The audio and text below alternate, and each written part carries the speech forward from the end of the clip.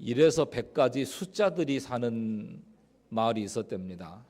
1에서 100까지 뭐 1, 2, 3, 4, 5, 6, 10 뭐 이렇게 100까지 사는 집이 마을이 있었는데 그 중에서 4.5하고 5 사이가 너무 안 좋은 거예요. 4.5와 5가 너무 안 좋아요.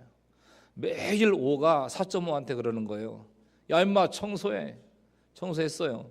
설거지했어요. 물 떠왔어요. 계속 못 살게 그래요. 매일 울고 시무룩하게 있는 거예요. 4.5가. 근데 이제 하루는 4.5가 없어졌어요. 어디 갔나 싶어가지고 며칠이 지났는데 4.5가 왔는데 기고만장해가지고 온 거예요. 야 청소해. 네가 해. 5가 이제 이상해가지고 얘가 왜 그러지? 뭘 먹었나? 야 물 떠와. 네가 떠와. 그러는 거예요. 야 너 서울 가가지고 뭐 하고 왔어? 도대체 무슨 일이 있었던 거야? 그때 4.5가 이랬다는 거예요. 점 빼고 왔다 임마. 45가 된 거야. 어디 45한테 5가 까불겠어요. 예. 자 옆에 있는 분 향해서 점 빼고 왔다 임마.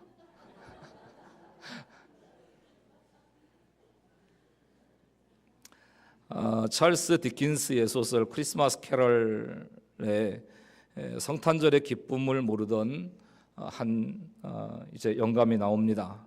여러분 많이 들어보셨고 아시기도 하시는 스크루지라고 하는 지독한 구두쇠인데 한 번도 누구에게 다정하게 이렇게 대해본 적이 없는 사람.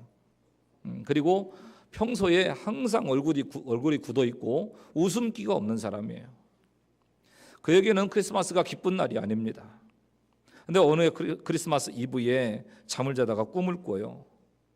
그 꿈 속에서 자신의 과거와 현재와 미래를 바라보면서 충격을 받습니다. 비록 자기가 구두쇠로 살기는 살았지만 남의 걸 뺐거나 또 불의한 일들을 통해서 재산을 형성한 건 아닌데 그래서 나는 뭐 다른 사람들에게 해를 끼치거나 하지 않고 비록 내가 지독하게 아끼고 또 내 것을 베풀지 않는 이런 삶을 살긴 살았지만 나름대로 성실하게 살았다 자부해 왔는데 사람들이 자기를 너무나 나쁘게 평하는 거예요. 특별히 어떤 사람의 장례식 장면이 이렇게 꿈속에서 지나쳐 가는데 사람들이 묘지 앞에 모여서 망자에 대한 이야기를 하기 시작합니다. 그분 참 아까웠다. 좀 더 사셨어야 되는데 너무 빨리 가셨다. 아쉽다. 이런 얘기 보통 하잖아요. 그런데 이렇게 얘기하는 겁니다. 참 지독하게 불쌍한 영감이다. 그렇게 부지런히 뛰면서 돈만 바라보고 돈만 벌면 뭐하냐고. 독사처럼 인정머리 하나도 없는 영감인데. 그래 맞아. 돈을 벌 줄만 알았지 쓸 줄도 모르는 진짜 바보 중에 바보였다고. 뭐 이런 얘기를 막 듣는 거예요. 도대체 누구 장례식에 저런 얘기들 하나 하고 가만히 들어보니까 그 망자 이름이 스크루지예요. 자기인 거예요 꿈속에. 그 순간 그는 주저앉고 맙니다. 깨어보니까 크리스마스 아침이었고 멀리서 교회 종소리가 은은히 들려와요. 식은땀이 온몸에 흘렀습니다. 스크루지는 그날 모든 것을 새롭게 깨닫고 다시 태어난 기쁨으로 그 아침을 맞이합니다. 그리고 다시 시작할 수 있음에 대한 감사를 드려요. 그는 교회 가서 성탄 예배를 드리고 집에 돌아오면서 구제소에 가서 가난한 사람들을 위해서 기부금도 내고 또 그동안에 소원하게 지냈던 친척집들도 방문해서 또 조그만 선물도 마련해서 이렇게 주고 오기도 하고 이렇게 이제 하는 내용들이 나와요. 오늘 성탄절을 맞은 저와 여러분의 마음은 이 스크루지 영감이 꿈을 꾸기 전과 꿈을 꾸기 후에 어떤 쪽에 가까운 삶을 살아오시고 계십니까? 어떤 쪽에 가까운가? 자, 오늘 말씀을 보면 천사가 말해준 큰 기쁨의 좋은 소식은 우리를 위해서 구주가 나셨다라고 하는 말씀이에요. 11절을 보니까 오늘 다윗의 동네에 너희를 위하여 구주가 나셨으니 곧 그리스도 주시니라. 여러분 성탄절의 기쁨은 내가 지옥 갈 사람이었다는 사실을 깨닫고 예수님 때문에 그 죄에서 구원받은 감격을 가진 사람에게 주어지는 기쁨이에요. 선물 받은 사람에게 주어진 기쁨이 아니고 나는 지옥 갈 수밖에 없는 존재였다.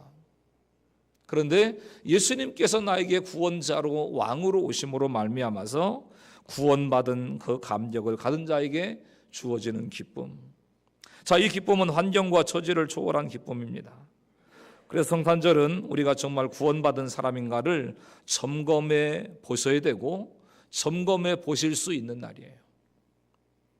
과연 내 안에 이 구원에 대한 기쁨이 있느냐? 예수님이 오신 이것이 여러분에게 기쁨이십니까? 진짜 기쁘냐는 거예요. 예수님께서 이 땅에 오신 것 자체가 나에게 기쁨이냐? 이걸 점검해 보셔야 된다는 거예요. 여러분, 우리가 살기 어려운 거는 형편이 어려워서가 아니에요. 우리가 때로는 인생의 모습 가운데서 허무함을 느끼고 또 마음속에 허전함을 느끼고 힘겨운 인생을 살아가는 것은 우리의 환경이 좋지 않아서 그런 게 아니라는 거예요. 구원의 기쁨이 사라지면 살맛이 안 납니다. 특별히 믿음의 사람들은 구원의 감격, 구원의 기쁨이 사라지면 아무리 세상의 모든 부귀 영화를 다 가져다 준다 할지라도 기쁘지 않아요. 잠시 흘러가는 감정일 뿐이라는 겁니다. 그러므로 오늘 이 성탄 예배에 오신 여러분 한 분 한 분의 마음속에 구원받은 기쁨이 선명하게 회복되는 귀한 예배가 될 수 있기를 예수님의 이름으로 간절히 축원합니다. 나의 구원을 위해서 오신 주님. 그러나 성탄절의 기쁨은 단지 죄에서 구원해 주신 구주가 나신 기쁨만이 아니더라고요. 하나님께서 나를 찾아오셨다라고 하는 것이 말할 수 없는 기쁨의 이유라는 거죠. 여러분, 하나님이 여러분을 찾아오실 만큼 괜찮은 인생이십니까? 막 그렇게 잘 사셨어요. 막 하나님이 나를 찾아오실 만큼, 예수님이 나를 찾아오실 만큼 그렇게 내가 괜찮은 인생을 이 한 해 동안에 살아왔는가? 하나님께서 사람이 되셔서 아기로 태어나셨다고 말씀하죠. 그 성탄의 소식을 전하기 위해서 천사들이 들판에 목동들을 찾아갔다고 그랬어요. 근데 목동들은 지금도 그렇지만 그 당시에도 굉장히 천민 계급이에요. 그러니까 대우받을 수 있는 이런 계급이 아닙니다. 그것도 저녁에 양떼를 치른 목동들은 목동들 중에서도 낮은 계급인 거예요.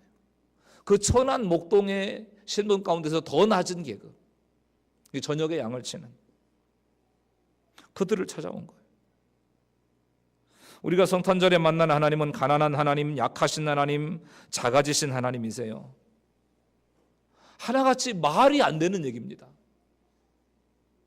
어떻게 하나님이 가난해지실 수 있어요? 어떻게 그 전능하신 하나님이 약해지실 수가 있습니까? 그 위대하고 크신 하나님이 어떻게 작아질 수 있어요? 이건 말이 안 되는 거예요. 이해할 수 없어요. 근데 실제로 그 놀라운 일이 이 성탄절에 일어난 거예요. 놀라운 일이. 하나님은 왜 예수님이 탄생하신 소식을 처음으로 목자들에게 전하셨을까요? 말씀드린 것처럼 목자들은 당시에 천민들이었어요. 천민들. 약한 자들이었다는 거죠. 짐승들과 밤낮을 함께 사는 사람들이라 뭐 이렇게 세련미가 없어요. 우리가 소위 교양이라고 얘기하는 이런 교양이 없어요. 굉장히 거칩니다. 성지순례를 하다가 그 베드윈족이 이제 그 목동들 목축을 하는 분들이거든요. 그 베드윈들이 마시는 커피가 있고 녹차가 있다고 그래가지고 그거 한번 마셔보자 그래서 이제 동료 목사님들하고 같이 갔어요. 조그만 이 그 잔 같은데 거기에다 주는데 이런 커피 잔도 아니에요. 근데 마셨는데요. 제 인생에 태어나서 그렇게 쓴 녹차는 처음 봤어요. 한 번 맛보고 그냥 물 마시고 끝났습니다. 맛보고 물 마시고. 그러니까 굉장히 그 음식 문화라든지 차 문화라든지 이런 부분들도 굉장히 거칠어요. 심지어 거짓말도 잘해요. 거짓말도. 근데 왜 그런 사람들에게 예수님의 탄생의 소식을 먼저 알리셨을까요? 좀 세련된 사람들, 교양 있는 사람들, 영향력 있는 사람들, 더 효과적으로 예수님의 탄생의 소식을 알릴 수 있는 이런 사람들에게 먼저 알리시지 않으시고 이 목동들에게 거칠고 또 교양도 없고 또 심지어는 거짓말도 잘하고 이런 사람들에게 알리셨을까? 간혹 가다가 보면 이런 생각을 하시는 분들이 계세요. 하나님께서 나에게 관심이 있으실까? 어떻게 생각하세요? 하나님께서 여러분에게 관심이 있으신 것 같으세요? 하여튼 아멘 하신 분들은 관심이 있는 것 같으냐고 물어보니까 또 아멘 하셨는지도 모르겠고, 또 가만 계신 분들은 또 목사님이 워낙 찔리는 얘기를 하시니까 나에게 오시겠어 하나님이, 그냥 교회 와본 거지. 이 정도의 어떤 생각을 하신. 그러니까 그런 생각이 혹시라도 있는 분이 계시다면 이 성탄의 기쁜 소식이 누구에게 전해졌는가라고 하는 것을 주목해 보세요. 가장 낮고 천한 목동들에게 전해진 거예요.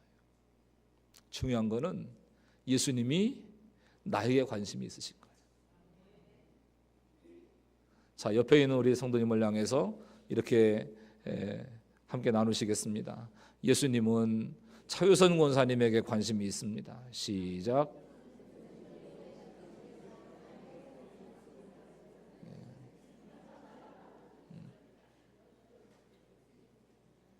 예수님은 바로 저와 여러분 한 사람 한 사람에게 관심이 있으신 거예요. 예수님 베들레헴에서 태어나셨죠. 이유는 작고 가난한 마을이기 때문에 그래요. 미가 선지자는 예언했습니다. 베들레헴 에브라다야, 너는 유다 족속 중에 작을지라도. 그 작은 베들레헴에서 예수님이 탄생하신 거예요. 여러분이 모든 게 다 특별한 의도가 있다고 생각하지 않으세요? 이게 우연히 그냥 천한 직업의 목자들에게, 목동들에게 먼저 알리시고, 또 가장 작은 마을, 보잘것없는 촌동네, 그 베들레헴에 예수님이 태어나셨다라고 하는 이런 이야기들을 들으면서 뭔가 의도가 있지 않느냐, 이런 생각이 들지 않느냐는 거예요. 그러니까 나는 하나님 만날 자격이 없다고 생각하는 사람들을 향해서 주시는 메시지예요, 이게. 예수님이면 나 같은 걸 위해서 오셨겠어. 내가 뭐 잘한 것도 없고, 잘난 것도 없고, 가진 것도 없고, 대단한 것도 없고, 그렇다고 무슨 헌금을 많이 했나? 주일 성수를 철저하게 했나? 전도를 많이 했나? 그냥 교회 왔다 갔다 한 게 전부인데, 나 같은 사람한테 예수님이 오시겠나? 이렇게 생각하시는 분들을 향한 메시지인 거예요. 내가 너에게 관심이 있다. 내가 너를 위해서 왔다. 너를 위해서 왔다.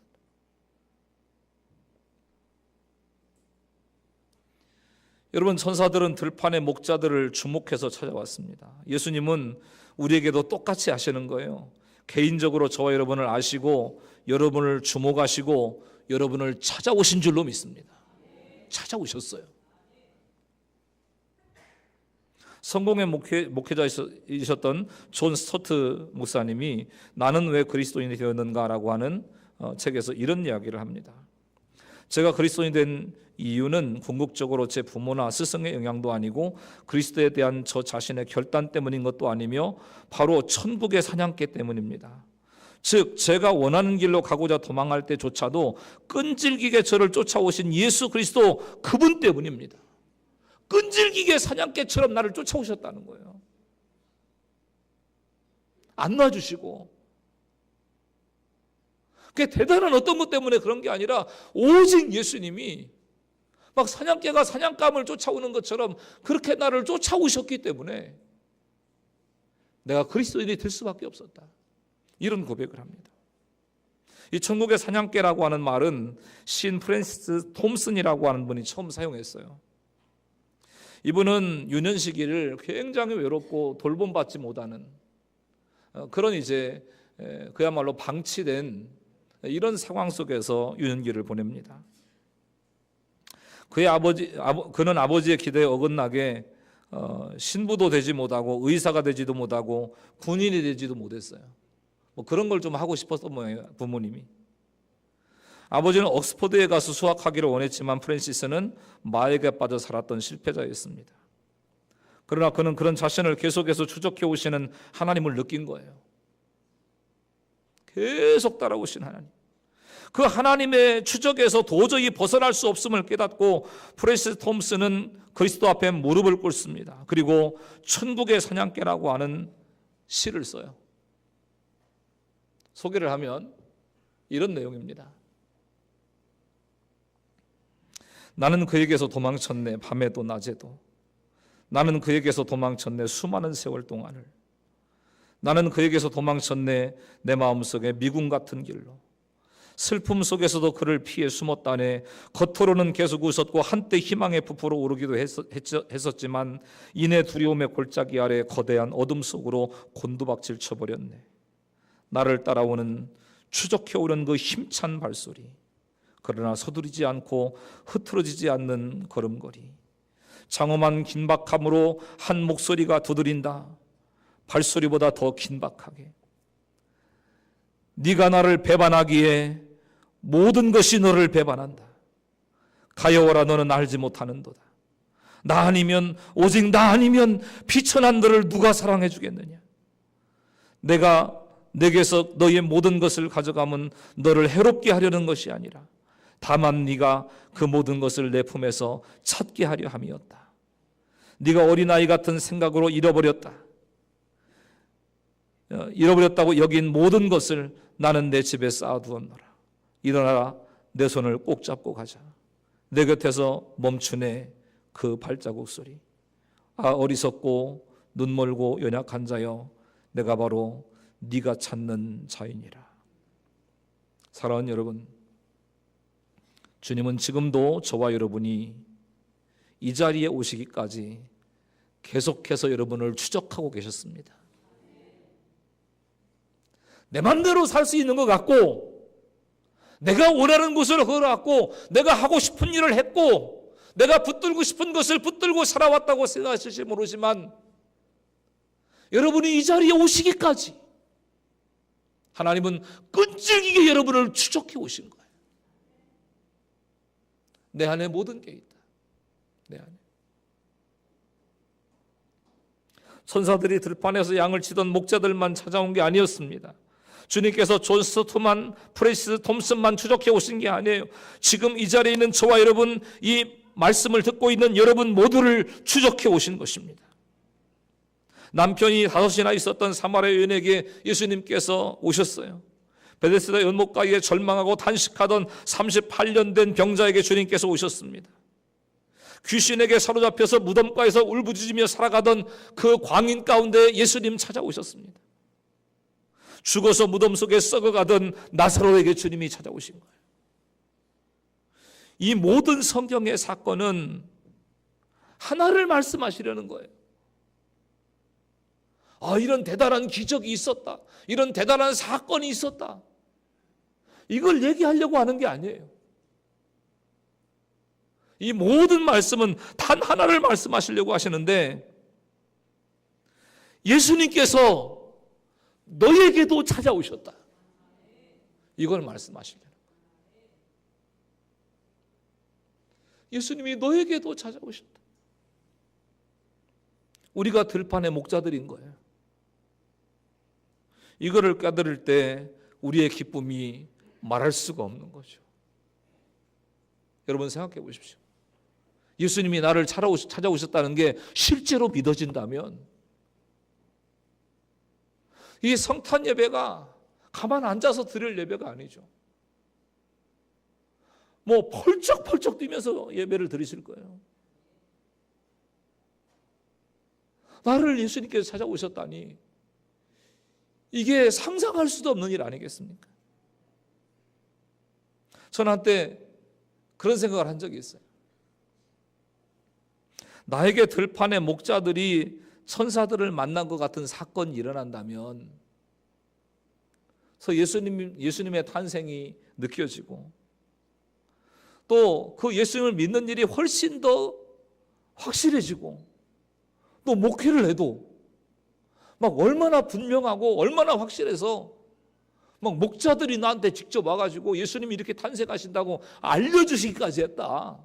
막 이러면서 막 침을 튀기면서 안 믿으면 당신 손해라고 얼마나 그런 얘기를 했겠어요. 그걸 제가 봤다면 또 막 성탄절 설교를 막 준비하고 있는데 누가 어깨를 툭툭 쳐가지고 돌아보니까 예수님이야.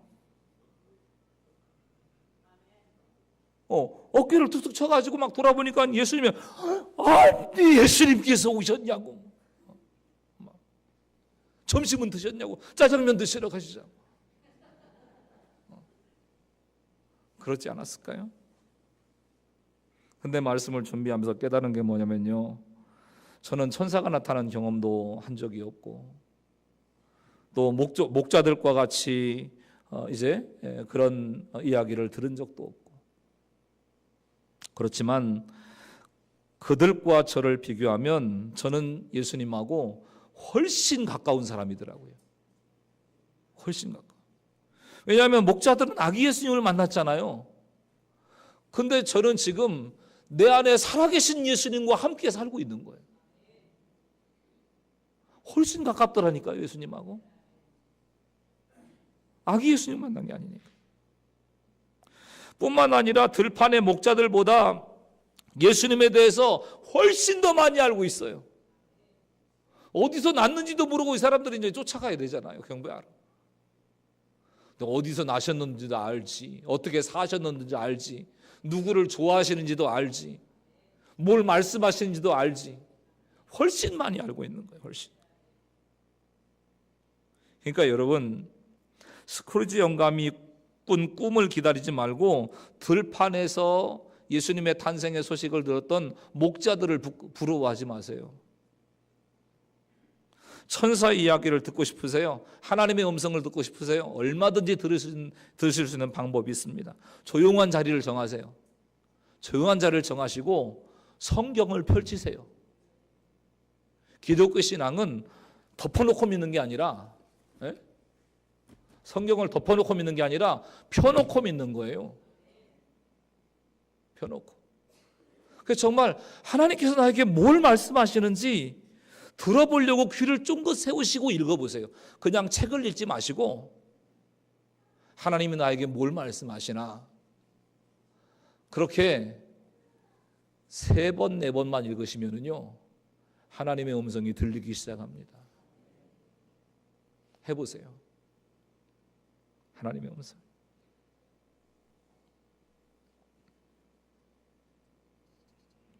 순회 선교단을 이끄시는 김용희 선교사님이라는 분이 계세요.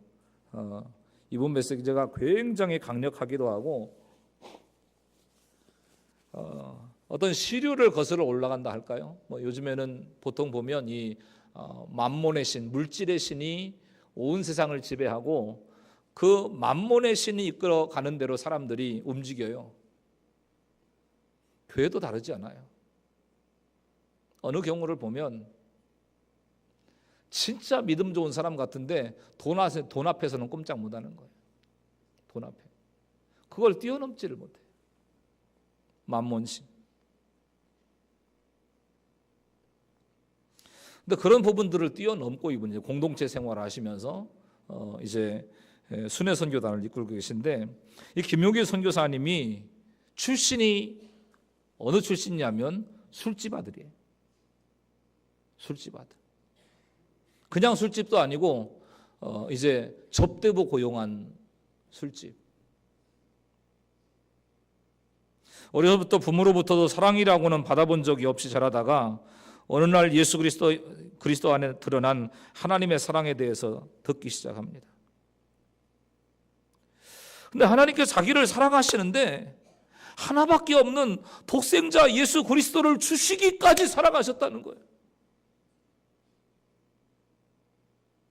아니, 하나님이 나를 사랑하신다? 막 숨이 멎을 것 같더래요. 숨이 멎을 것 같더래요.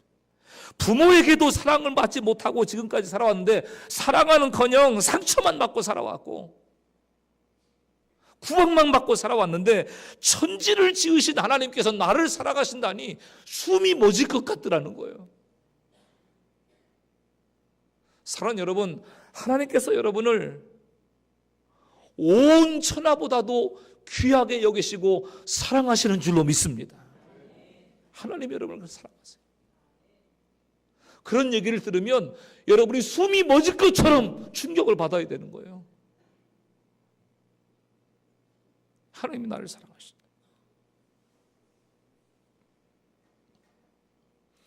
그 술집 아들인 자신을 지목해서 찾아오신 하나님 앞에 무릎을 꿇지 않을 수 없었대. 나는 부모에게도 사랑받지 못한 사람인데 온 우주의 주인 되신 하나님이 나를 사랑하신다니 제가 무릎을 꿇을 수밖에 없습니다.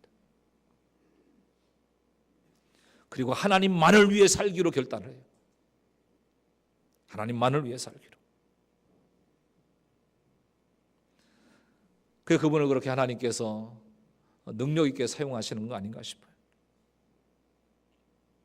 교회 다니면서 김용희 선교사님이 깨닫고 삶이 뒤집어진 말씀, 하나님이 나를 사랑하신다. 여러분, 이 말씀을 안 들어본 사람이 몇 명이 될까요? 교회 다니면서. 또 교회를 안 다녀도 막 전도하면서 그러시잖아요. 뭐 하나님은 당신을 사랑하십니다. 당신을 향한 계획이 있습니다.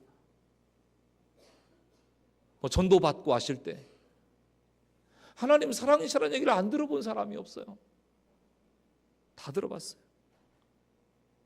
근데 왜 차이가 날까요? 나도 하나님이 사랑하신다는 얘기를 들었는데, 김용희 선교사님도 하나님이 사랑하신다는 얘기를 들었는데, 그 하나님이 나를 사랑하신다는 이야기를 듣고 김용희 선교사님 이렇게 살아가는데 나는 지금 이런 모습으로 살고 있어요. 왜 이런 차이가 날까요? 나를 쫓아오시는 주님을 향한 응답이 틀린 거예요. 내가 너를 끝까지 쫓아간다.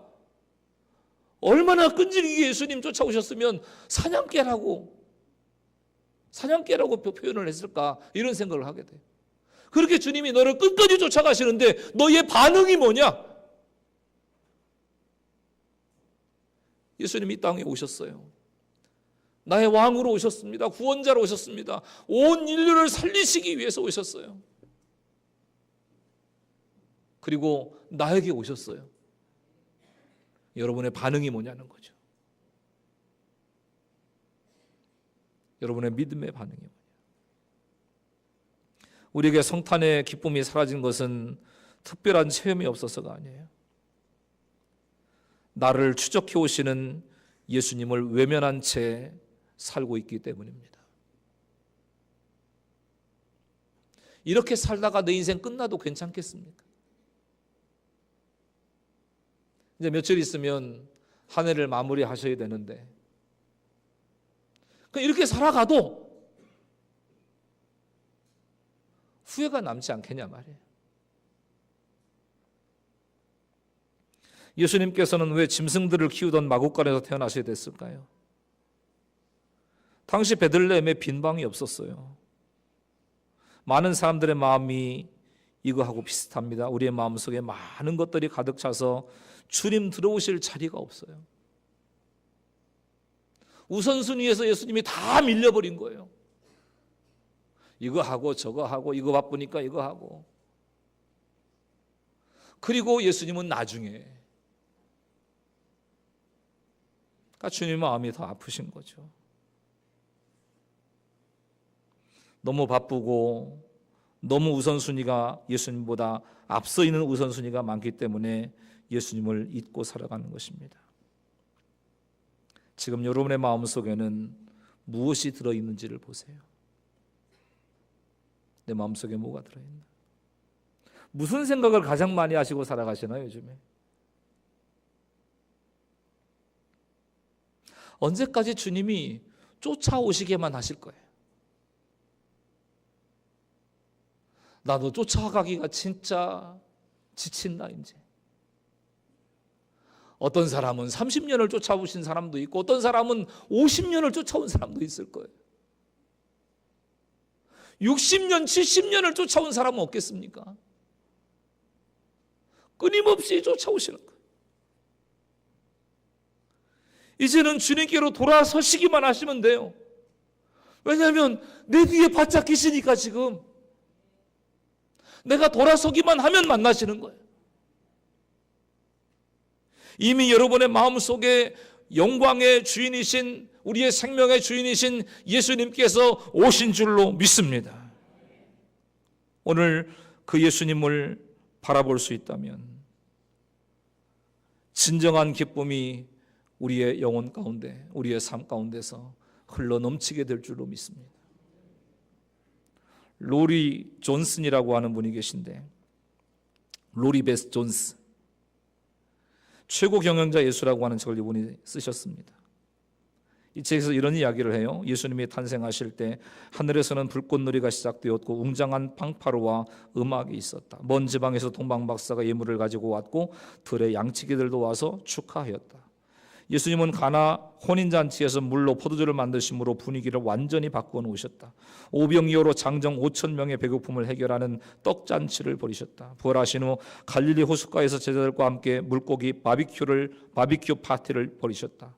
탕자의 비유를 통하여 잔치를 준비하시고 계신 아버지에 대하여 말씀하셨으며 혼인잔치를 배설하는 임금에 관하여 말씀하셨다. 자, 이 책을 읽으면서 어떤 생각들을 했는가 하면, 예수님과 동행하는 삶은 잔치에 참여하는 기쁨을 회복시켜 주시는 삶이구나, 이 정도 생각을 했거든요. 그리고 이제 그 정도 머리로 이해하는 정도였어요. 가슴에 어떤 엄청난 충격이 온다든지 최고 경영자 예수, 그래서 특별히 어떤 인생을 경영할 수 있는 비결, 또 교회를 세워갈 수 있는 비결, 이런 게 있을까 싶어가지고 읽었던 책인데, 그러다가 마지막 부분에 소개한 한 어린아이가 낸 퀴즈를 읽고 나서는 빵 터졌어요. 예수님께서 부활하셔서 최초로 하신 말씀이 뭘까? 이게 퀴즈예요. 뭐라고 하셨을까요? 예수님께서 부활하시고 나셔가지고 맨 처음에 뭐라고 그랬을까요? 부활하셨어. 말씀해 보세요. 은성아, 예수님이 부활하시고 나셔서 뭐라고 그러셨을까? 나는 부활이요 생명이니 나를 믿는 자는, 그랬었어요. 딱 한마디 했더라고요. 이 아이가 생각했던 답은 그거예요. 짠! 이러셨다는 거예요. 부활하시고 나셔서 짠! 하고 나타나셨다는 거예요. 여러분, 이 부분을 읽는데 갑자기 예수님께서 제 앞에 짠! 이렇게 하고 나타나시는 것 같은 느낌이 드는 거예요. 오늘 탄생하신 예수님께서. 그러면서 양 목사, 웃어. 그렇게 심각하지 않아도 돼. 내가 있잖아. 내가 있잖아. 괜찮아. 웃어도 괜찮아. 얼굴 펴시고. 그렇게 심각하지 않아도 된다. 순간 잔치를 열어주시는 주님의 은혜가 가슴속에 얼마나 물밀듯이 밀려오든지, 내 인생의 잔치를 열어주시는 주님,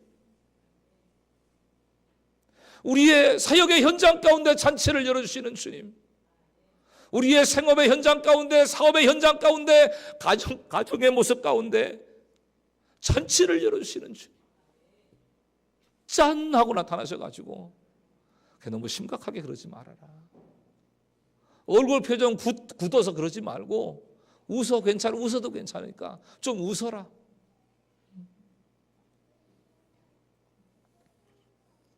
여러분 안에 살아계신 예수님, 또 이 땅에 나를 향해 오신, 나에게 오신 아기 예수님은 오늘 이렇게 말씀하시고 계십니다.